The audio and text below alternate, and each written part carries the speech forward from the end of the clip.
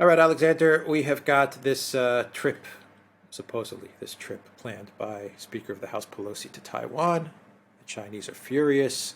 I read a report today. I don't know how true it is. I don't think it's that true, but I don't know. The Chinese are actually considering a no-fly zone now. I mean, all kinds of escalation for what? The Biden White House is pretending that they're against Pelosi going, but we know that they're for Pelosi going to Taiwan. I don't know why they're going down this route of escalation with China. I mean, we'll get into why they're doing it. You'll get into that in a minute, but you know, Pelosi, come on, she's 82 years old. She's been in the House for God knows far too long. Why is she being put up to supposedly go on this trip to Taiwan and cause all this trouble? What in God's name would Pelosi possibly accomplish by going to Taiwan? What is the purpose of it? I mean, the whole thing is just reckless. Anyway, what are your It thoughts? is completely reckless. I'll tell you what I think the idea is. I think that the administration, or at least the neocons in the administration, who are very much in the ascendant still, want to humiliate the Chinese. And I think they want to also, take action which comes very close to recognizing Taiwanese independence. I think this is very much their agenda. I think they think that the Chinese are bluffing about conflict over Taiwan. I think they're completely wrong about that, but I think that's what they want to do. At the same time, they don't want to send someone from the US administration to Taiwan because, of course, that would be too obviously contradicting the one China policy that they pretend that the administration is still adhering to. So they think they can get round that by sending Pelosi instead. Pelosi, as we all know, is part of the Democratic Party establishment. In other words, she's close to the administration. She's an official. She holds an official position in the United States. So you're able to send Pelosi on a semi-official basis to Taiwan, and at the same time you tell yourself that you can pretend to the Chinese, well, this isn't really us in the administration wanting this. It's actually Pelosi, and this is a separation of powers and all of that kind of thing. Of course, the Chinese aren't fooled for a microsecond. That's why they're so angry, and in fact, the way in which the administration plays these silly games with the Chinese makes the Chinese more angry still. Remember, I've said this several times now on our programs, at the last virtual summit meeting between Biden and Xi Jinping actually outright said to Biden, when we meet, you tell me one thing, and then your administration goes and does the opposite. And in effect, he accused Biden of lying, showing how poor trust between the Chinese and the administration has become. And I think this is going to simply confirm the Chinese belief that this administration is lying to them and it can't be trusted. Now, that is disastrous. It's totally catastrophic because I agree with you. I don't think the Chinese are going to impose a no-fly zone over Taiwan simply because Pelosi is going to Taipei. I think that would be a wild overreaction. I don't think it's what the Chinese are planning to do at all. I don't think they're ready for that kind of confrontation at this time. But if they don't trust this administration, it means that they don't believe they can reach any deals with this administration, whether on Taiwan or on anything else. And that's what a collapse of trust does. If you're enemies, if you have a clear policy, if you're straightforward about what you're doing, then even if people oppose you, they can say, well, this person that I'm dealing with, he may be my enemy, but he's a man of his word. This president is a man of his word. We can come to a deal with him eventually, and we can have some confidence that it will stick. With this administration, the Chinese are saying to themselves, with this president, With this administration, we can't do that.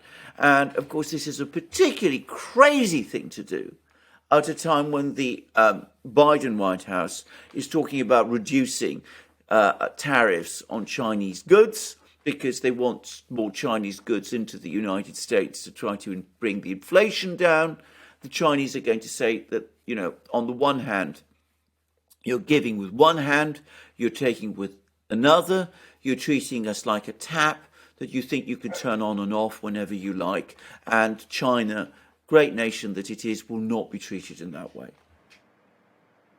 Yeah.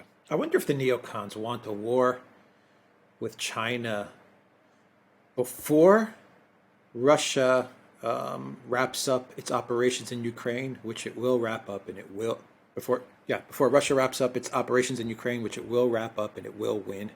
For this, there's no doubt about it. The neocons know it as well. Everyone knows it, that it's coming. The victory of Russia in Ukraine, that is coming. So I wonder if they want the war before, in order to serve as a distraction away from the Russian victory, or if they want it afterwards, once Ukraine is done and over, if they want to just then pivot right to China after that. I wonder which one serves their interest best.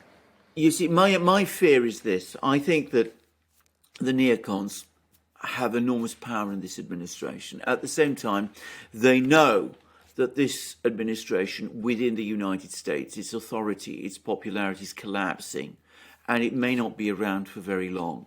And I think what they're saying to themselves is, this is the neocon faction within the administration. There's others probably, more Democrat Party apparatchiks who may be thinking differently. But I think the neocons are saying, we control this administration, but this administration won't be around for very long. So let's use the space we have to do as much as we can, because our time window is closing. Our political time window in the United States is closing. Our political time window with Ukraine is closing too.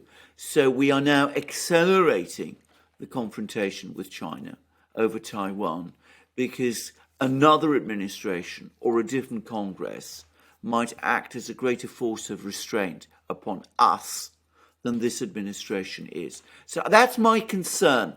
And I think that that's why we see all this frenetic activity with China now. Now, I don't think everybody in the administration wants a confrontation with China. I don't think that everybody in the Democratic Party wants a confrontation with China at this time. I don't think the Pentagon does. I don't think the people who run the economic departments of the US government want it either. But the neocons are still entrenched. They're still there in the State Department. They're still there in the White House. They still have their allies, in various other departments of the US governmental system, in the intelligence community, in all of that. So I think that, and this is my worry, I think that they're pressing their foot ever harder on the accelerator so that they can get as much of their mission accomplished, if you like, in terms of China, Russia, whilst they still have the time. And the fact that Ukraine is all but lost probably makes them more determined to try at least to win against China, because I think they still think that the US is in a strong position where China is concerned. I think they're miscalculating, as the neocons always do, but that's, I think, what the calculation that's what I fear the calculation amongst them is. Yeah, the plan was always take out Russia first, and then you can focus on China. So maybe they're now saying, you know what, the Russia thing, we're going to have to put a pin in that. It didn't work out with Ukraine. Let's get back to that later. Let's go after China. So now let's take out China, and then we'll focus on Russia after we take out China. Exactly. So that could be the kind of the amendment to their plan. Yes. Yeah. Re-strategized. Yes. I mean, increasing belligerence from the neocons in the media as well about China, by the way.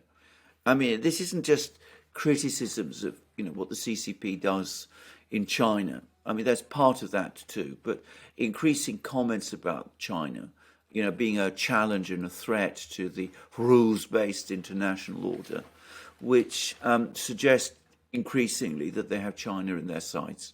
I don't think, as I said, they believe that there'll be a war. I think they think that the Chinese are bluffing and that they can humiliate China in some way over Taiwan and perhaps trigger a political crisis in China over Taiwan. But I think the Chinese, who I think have their measure, are not bluffing. And I don't think that this is well understood amongst the neocons, who always underestimate the resources and the willpower of the other side. Yeah. All right. We'll leave it there. The Duran.locals.com.